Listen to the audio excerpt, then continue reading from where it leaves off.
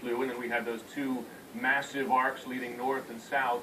And then, as the Malaysian Prime Minister said just now, they used some never-before-used analysis, led apparently by Britain in Marsat, a British company, to then determine it wasn't indeed that northern arc, but the southern arc. And then a combination of science, really, in addition to that detective work, where they calculated the plane's speed, its altitude, how much fuel was in the tanks, that allowed them to then refine that search zone, which is where they've been searching these last few days in the southern Indian Ocean, about 1,500 miles to the southwest of Australia, those smaller boxes, which then helped lead them to these satellite images we're seeing on air now, and even a next step today to what planes spotted, possibly debris floating in the ocean. And instead of seeing it from miles up in space, they saw it from a couple hundred feet above the water. And as Richard noted, you now have the HMS Success. That's an Australian ship which cannot just drive by these pieces of wreckage, but possible pieces of wreckage, but potentially pick them up. I mean, it's really been a remarkable effort here, frustrating for those poor families as we watch them, and also unprecedented in how international it has been. I mean, just imagine the countries who have taken part and are taking part in close quarters here,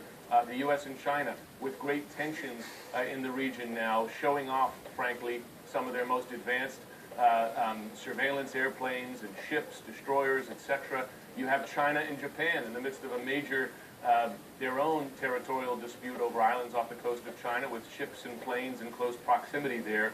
And we've seen those tensions play out and possibly delay this investigation too, as countries have been reluctant to share their capabilities, their radar data, which in some cases has been embarrassing, right? You had a plane flying across Malaysian radar without being noticed. India refusing to allow Chinese ships to search in its waters. You had some real stumbles here as a result of those tensions. Hopefully, I think we've seen now in this last week or so better cooperation and possibly now a determination as to where this plane is. But that's the first question. The next question is why this plane ended up there. That certainly is the question, Jim. Appreciate that. I want to show you the entire news conference given by Malaysia's Prime Minister. It occurred just about 23 or 24 minutes ago, where the announcement was made, the announcement that many of the families of the missing passengers had feared most. Let's watch. This evening, I was briefed by representatives from the UK Accidents Investigation Branch, or AAIB. They informed me that Inmarsat, the UK company that provided the satellite data, which indicated the northern and southern corridors, has been performing further calculations on the data using a type of analysis never before used in an investigation of this sort. They have been able to shed more light on MH370's flight path.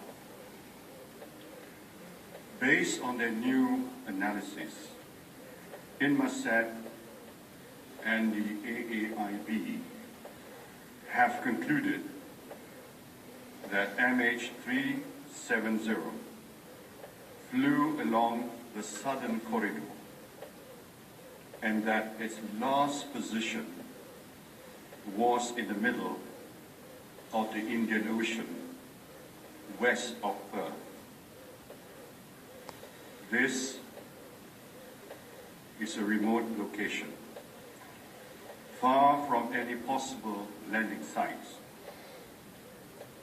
It is therefore with deep sadness and regret that I must inform you that according to this new data, flight MH370 ended in the southern Indian Ocean.